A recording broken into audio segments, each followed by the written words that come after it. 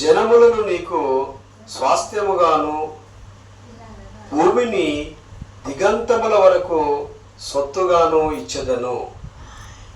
నిజానికి ఈ వాక్య భాగాన్ని బట్టి యాదృచ్ఛికంగా మనము అడగమన్నమాట.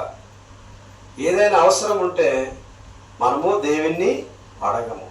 కానీ ఎవరిని అడుగుతామంటే మనకు కనబడే అమ్మా నాన్నలను కానీ ఇరుగు పొరుగు వారిని కానీ అడుగుతాం. మనకి ఏదైనా అవసరత ఉన్నట్లయితే అడుగుతాం. కానీ ఇక్కడ గ్రంథకర్త చెప్పే విధానం ఏంటంటే నీకు స్వాస్థ్యముగా ఇచ్చేదను అంటున్నాడు. స్వాస్థ్యము అంటే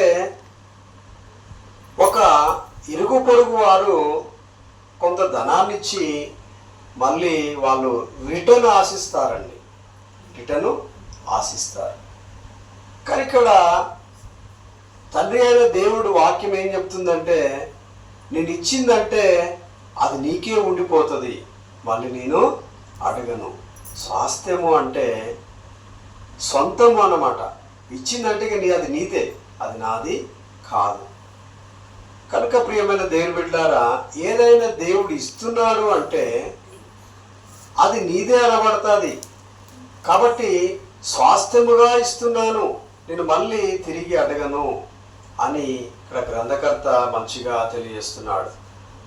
ఉదాహరణకి అబ్రహాముకు స్వాస్థ్యాన్ని ఇచ్చాడు.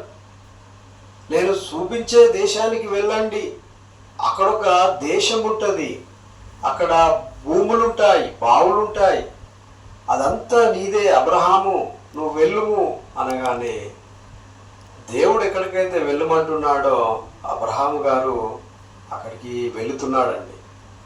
వెళుతున్నప్పుడు అక్కడికి వెళ్ళి ఆ గ్రామంలో కానీ ఆ ప్రాంతంలో కానీ తను ఏం చేస్తున్నాడు, అక్కడ ఉన్న భూములు జాగలన్నీ స్వాస్థ్యము చేసుకొని అక్కడ జీవిస్తున్నాడు. ప్రియ దేవుని బిడ్డలారా, కనుకనే ఇక్కడ దేవుని వాక్యం ఏమంటుందంటే నన్ను అడుగుము.